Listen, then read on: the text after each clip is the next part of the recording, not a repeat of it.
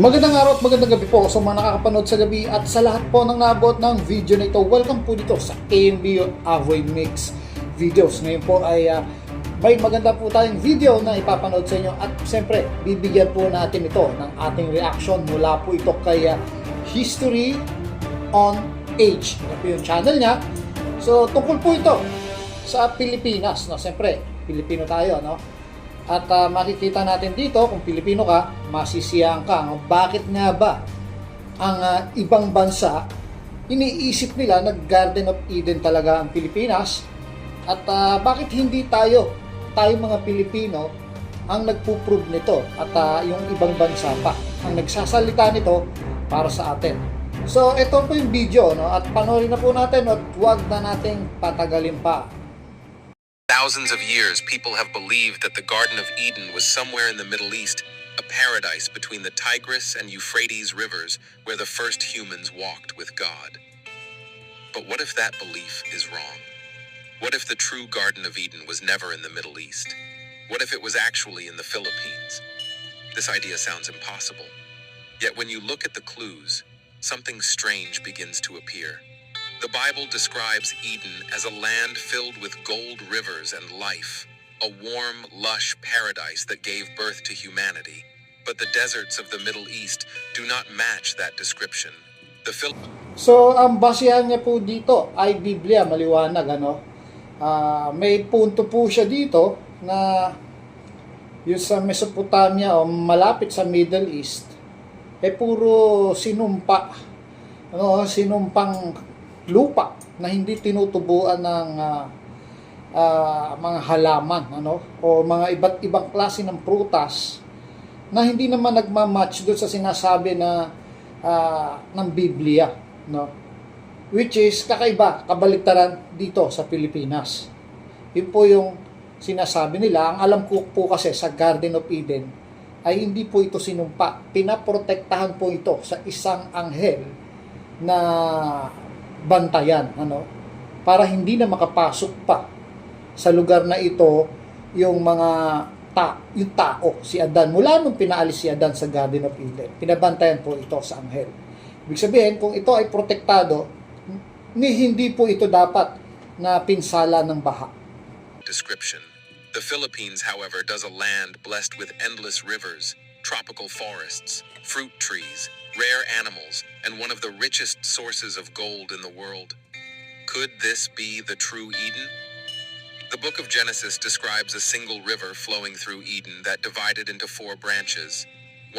Regarding po doon sa gold, alam po natin ang Pilipinas ay top, no, pagdating sa gold.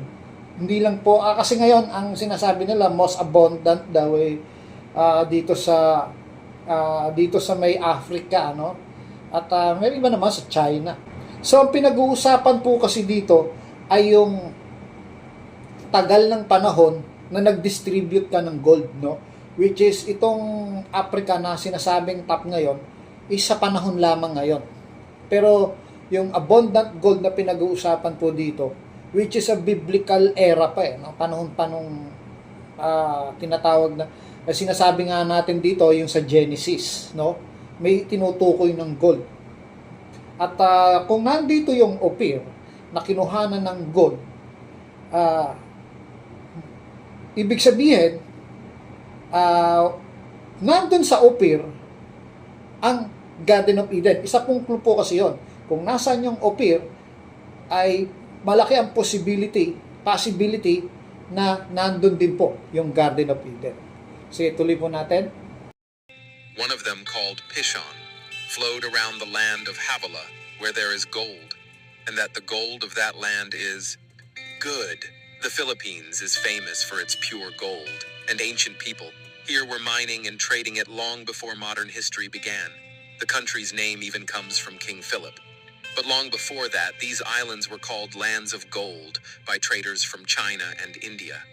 The land is also surrounded by many rivers and seas, just like the descriptions in the old texts. So, yun po, no? Bago pa dumating yung Kastila, ang Pilipinas tinagurian ng Land of Gold ng India at ng China. Base na rin sa sinasabi ng vlogger na ito na si History on edge. At kung gusto niyo ng marami pang evidence na magpapatunay, ay panoorin niyo po yung mga video ni The God Culture. Doon po nagpresent ng maraming evidence tungkol sa ang Pilipinas ay ang Garden of Eden. Texts. The Middle East, on the other hand, is mostly dry, rocky, and far from being a garden of life. The climate of Eden was said to be misty with water rising from the ground to water. The plants that sounds like the humid tropical weather of Southeast Asia, not the arid deserts of Iraq and Iran. And then there is the direction the Bible says God placed Eden eastward. If you go east from Mesopotamia, you reach Southeast Asia, the place where the Philippines lies, surrounded by the Pacific Ocean and bathed in sunlight. Many researchers believe that long ago, during the Ice Age, Kung makikita nyo yung comparison niya from Philippines mula dun sa Mesopotamia, talagang iniisa-isa niya na very impossible na nasa Mesopotamia nga yung tinatawag na Garden of Eden, which is alam naman natin na nandun yung ilog ng Tigris, Pison, yung four rivers na palatandaan ng Garden of Eden ay makikita mo doon sa lugar na yon, pero hindi nagmamatch sa sinasabi sa Biblia, no? Kasi sa mga bagong pag-aaral, ang four great river daw ay yung itong tinatawag na earth crust. Ito po, dinemo po ito ng The God Culture, which is wala pa yung baha noon, may earth crust na. At ito ang lumalabas na may tubig sa panahon noong wala pa yung baha. At mukhang nagmamatch yun doon sa tinatawag na Pison River, yung four great rivers na nakapaikot po sa buong mundo. So ngayon, ang tinutukoy naman nila dito, eastward from the Mesopotamia, no? Kasi ang Garden of Eden ay nasa east, no? Inilagay sa gawing silangan, sa malayong silangan. Ago, during the Ice Age, a huge landmass called Sundaland connected the Philippines, Indonesia, and Malaysia. It was a fertile region filled with rivers and forests. Scientists say this could have been the birthplace of early human civilization. And when the great floods came, that land was swallowed by the sea, leaving behind the islands. We see today the story of a great flood is found everywhere. The Bible, Noah's Ark, ancient Sumerian tablets, and even in old Filipino legends that speak of mountains rising from the sea and a world covered by water. Maybe all these stories came from the same event, the day paradise disappeared beneath the ocean. The Philippines also has unique trees that match the sacred symbolism of the Bible. The balete tree, for example, is considered holy by many tribes. They believe it connects the spirit world and the human. So tinutukoy niya po dito yung yung balete, yung puno ng balete, no? Na unique, no? Hindi ito yung nasa punong ito kasi ito alam ko marami nito sa endemic din to sa Saudi Arabia, yung ganyang klase, no? Pero makakakita ka niyan dito sa Pilipinas. Pero yung unique, tinatawag nga natin yung balete at saka yung nara, yung redwood. World and the human world, just like the tree of life connected heaven and earth. And when the Bible says God placed cherubim and a flaming sword to guard Eden, maybe that wasn't a literal sword. Maybe it was a description of volcanoes and earthquakes that guard the land. With fire and trembling, the Philippines lies on the ring of fire, full of active volcanoes that erupt with glowing lava fire from the ground, guarding the land forever. If Eden was here, then that fiery barrier still... Yung tungkol dito, no, may punto siya, no? Kasi sabi ko nga sa inyo, yung Garden of Eden, wala nang pinalayas yung tao doon, pinabantayan yon sa isang anghel. So kung nabasa nyo naman yung which is maraming hindi naniniwala doon sa Book of Enoch, doon minention naman yung anghel kung sino yon. Isasabihin ko lang dito, ang pangalan ng anghel na yun ay si Zothiel, no? Siya yung may sword. Pero sa Genesis, Book of Genesis, wala pong minensyong pangalan ng anghel doon. Ano? Pero isa siyang cherubim na may flaming sword, no? Nag-apoy. No? At sinasabi niya rito, maaaring ito ay isang hindi literal. Kasi sinasabi niya dito, hindi ako. Sinasabi, maaaring hindi literal na anghel na may flaming sword. At ito marahil yung mga ring of fire. No? Kasi ang Pilipinas po, parang binakura ng isang sa plate niya, no? Nakapaloob po tayo sa tinatawag na ring of fire. Parang protected tayo ng ring of fire na to. Although sa science ay medyo nakakatakot 'yon, no? At nakakabahala, no? Maaring maging active ang ring of fire at magsabugan yung mga bulkan. At dito po sa Pilipinas, napakarami pong bulkan, no? At yun ang sinasabi niya, mukhang nagbabantay dito sa Pilipinas kasi napapaikutan po tayo nitong tinatawag na ring of fire na maaaring yung sinasabing anghel na nagbabantay sa Garden of Eden. Exists today. The more you look, the more clues you find. The Philippines is one of the most biodiverse countries on Earth, filled with creatures found nowhere else, just as Eden was home to every kind of life. It is also the land of precious stones and pearls, mentioned in Genesis. Yung Center of the Biodiversity, ang Pilipinas, nasa heart of the Philippines po yan, na malapit dito sa gawing Mindoro, no? Yan po yung tinatawag na Center of the Biodiversity, which is pinagbubukalan ng mga bagong uri ng buhay, species, no? Nasa ilalim po yun ng dagat. Yan po yung tinatawag, sinasabi ko ulitin ko, Center of the Biodiversity of the Earth. Doon nagmumula lahat ng buhay. Bumubukal yung mga bagong species. Tapos kumakalat sa buong mundo. The ancient text also speaks of bdellium and onyx stones, both of which are found in Southeast Asia, not in Mesopotamia and beyond the Bible. Even genetic studies show that many early human migrations may have started from this region. Scientists have found human fossils in Calao Cave in the Philippines. At yun naman sa bdellium, no, kanina yung narinig nyo, yun yung sinasabi na sa ibang pagkakatranslate nito, ito daw yung perlas, no? So ang Pilipinas ay tinatawag, napakaraming perlas po rito. Palatandaan po ng Garden of Eden niya, napakaraming ginto. At yung onyx, ito po yung onyx stone, yung marami po nito sa Roblon at napakagagandang klase. Ito po yung mga marmol, no, na tinatawag. So sige, tuloy natin. Cave in the Philippines, older than many found in the Middle East, showing that humans were thriving here tens of thousands of years ago. What if the story of Adam and Eve was a memory passed down from ancient people who lived in this tropical paradise?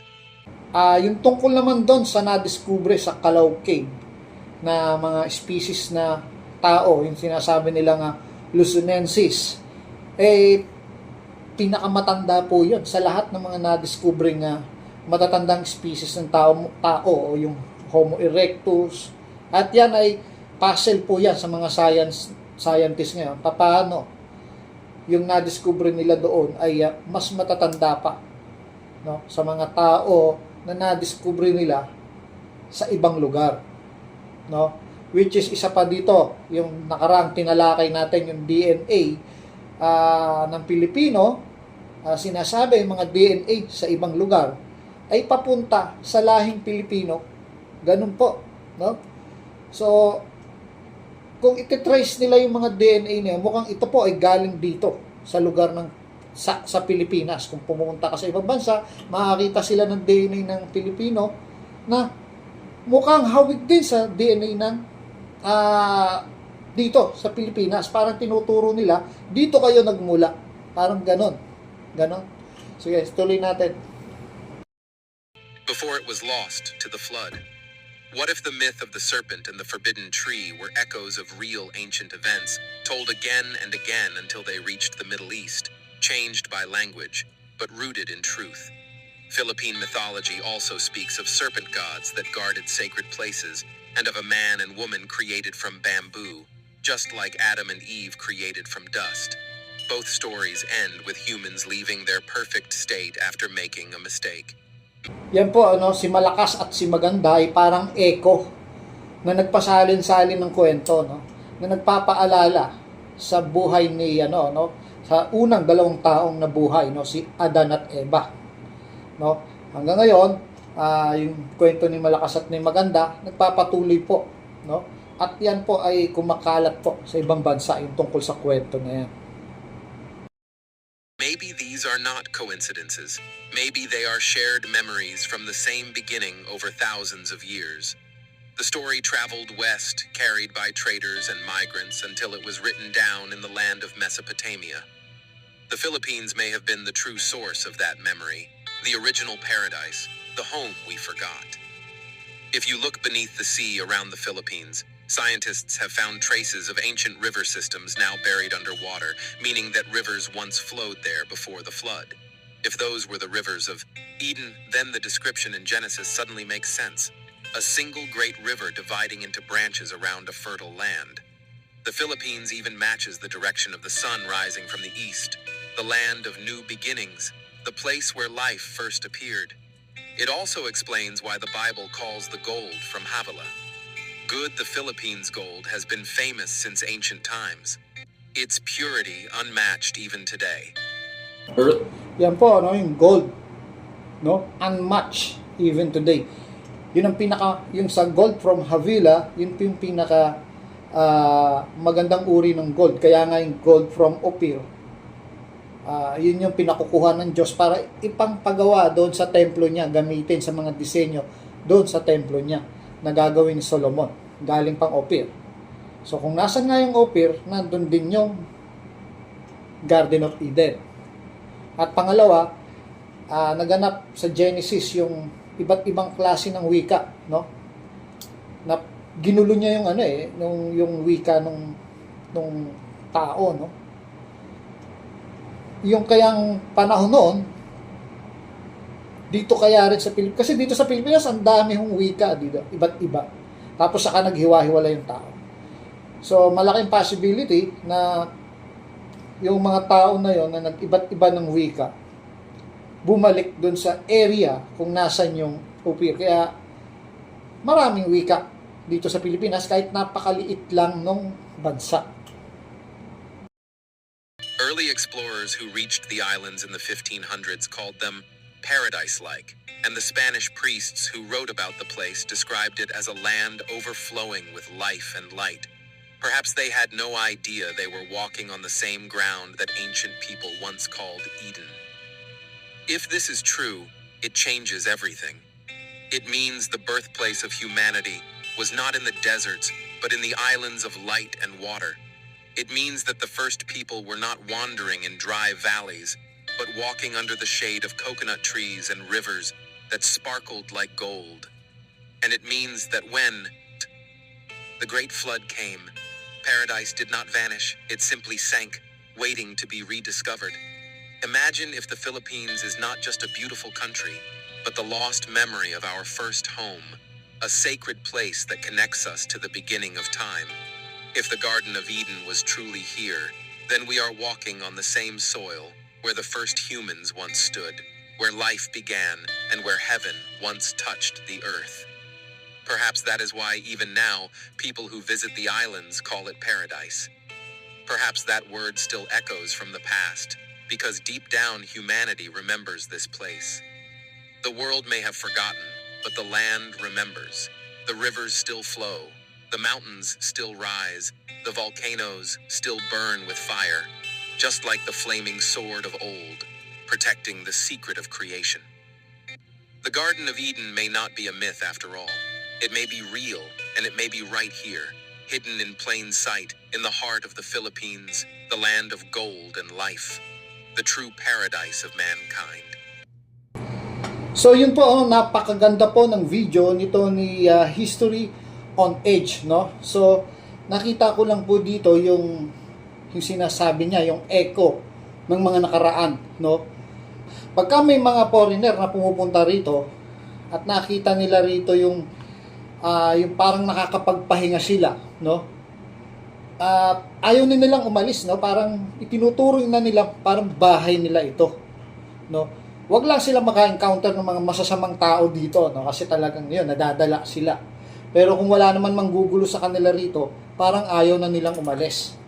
Yan po yung nakita ko, parang sinasabi na pinoprotektahan ito, no? Talagang pinoprotektahan ito noon ng isang anghel na inutos ng Diyos na para maging reserba, no? Para i-preserve sa mga taong pagod at gustong bumalik dito sa Garden of Eden. Kagaya ng nangyayari ngayon, pagka yun nga sinasabi ko, mga foreigner ayaw nang umalis, no? At nararamdaman nila yung kapahingahan dito sa Pilipinas. So yun lang po ang aking naobserbahan, no? Na maaaring itong ang Pilipinas ay Garden of Eden at maaari din namang hindi. Kayo po kaya, ano po sa palagay nyo? Maraming salamat po at ito po ang Aboy Mix Videos hanggang sa muli.